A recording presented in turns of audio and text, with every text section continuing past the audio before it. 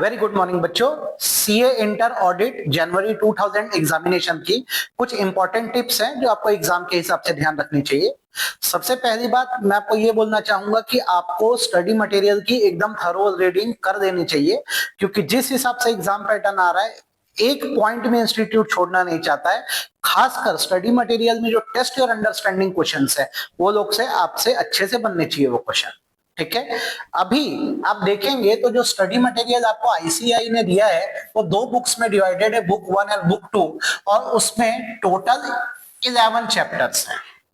अब जो टाइम हमारे पास बचा हुआ है तो आपकी जो पढ़ाई है इस पैटर्न में होनी चाहिए। आप देख लो एक बार, पहले आप क्या करो, चैप्टर नंबर 1 to 4 पे एकदम स्पेशल फोकस रखो, क्योंकि पूरा बेसिक्स ऑफ ऑडिट कवर करता है, जैसे ऑडिट का nature, planning, risk assessment and पूरा ऑडिट प्रोग्राम का कंसेप्ट यहां पर आ जाता है। तो आप पहले 1 to 4 पे स्पेशल फोकस देना, क्योंकि out of 100 mark around 30 marks तो चैप्टर 1 to 4 से आने को है। जब आप चैप्टर 1 to 4 बहुत अच्छे से रिवाइज कर दो, देन आप फिर एक पेयर ऑफ चैप्टर पकड़ना जो कि होगा चैप्टर 6 to 8, जिसमें डॉक्यूमेंटेशन, रिव्यू, रिपोर्ट आ जाता है। रिपोर्ट में कारो 2020 पे आप लोग थोड़ा सा ज्यादा फोकस करिएगा अभी इस पर्टिकुलर अटेम्प्ट में। जब आप एकदम कॉन्फिडेंट थी, देखो अभी एग्जाम आने में थोड़ा सा टाइम है, तो आपके रिवीजन का इतना टाइम है कि आप ये चीजों को इस हिसाब से कर सकते हो। पहले आप चैप्टर 1 to 4 पढ़ो, देन आप चैप्टर 6 to 8 पे फोकस करो। आप स्टडी मटेरियल में कंटेंट देखेंगे आपको ऐसे ही कंटेंट मिलेगा। देन चैप्टर 5 प्राइम इंपॉर्टेंस का है, जिसमें सारे कैप्शंस दिए हैं इनकम स्टेटमेंट के, बैलेंस शीट के। तो आप हर एक कैप्शन को बिना छोड़े बहुत अच्छे से पढ़ो, खासकर शेयर कैपिटल वाला कैप्शन बहुत अच्छे से आप लोग को करना चाहिए। देन आ जाता है चैप्टर 9-10 जो है ऑडिट ऑफ डिफरेंट एंटिटीज।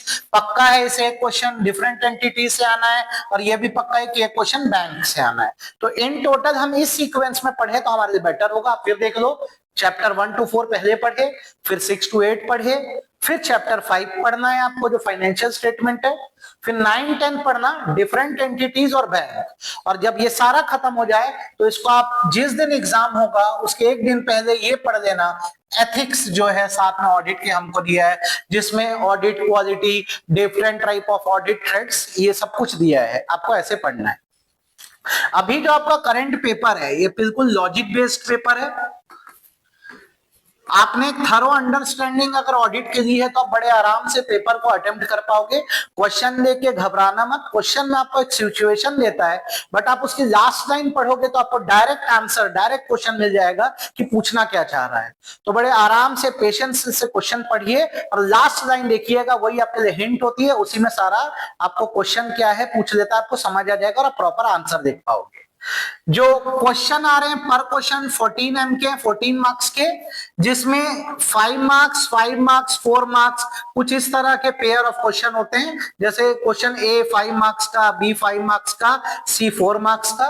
तो ये पैटर्न है, तो आपको वर्ड लिमिट्स का भी ध्यान रखना है कि बहुत एक्सेस में आप क्या है आंसर को ना लिखिए, टू द पॉइंट चलिएगा। आंसर अगर पॉइंट्स में तो 5 to 6 पॉइंट में आंसर को कंप्लीट करिएगा।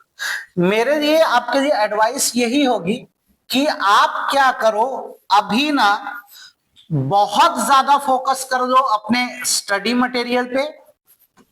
उसके अंदर आप देखना बहुत सारे टेस्ट और अंडरस्टैंडिंग क्वेश्चन दिए हुए हैं,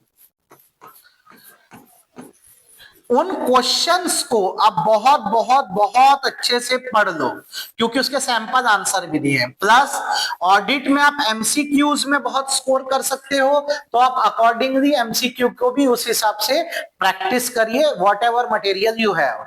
रेस्ट ऑल द बेस्ट, आप लोग का पेपर अच्छा जाएगा।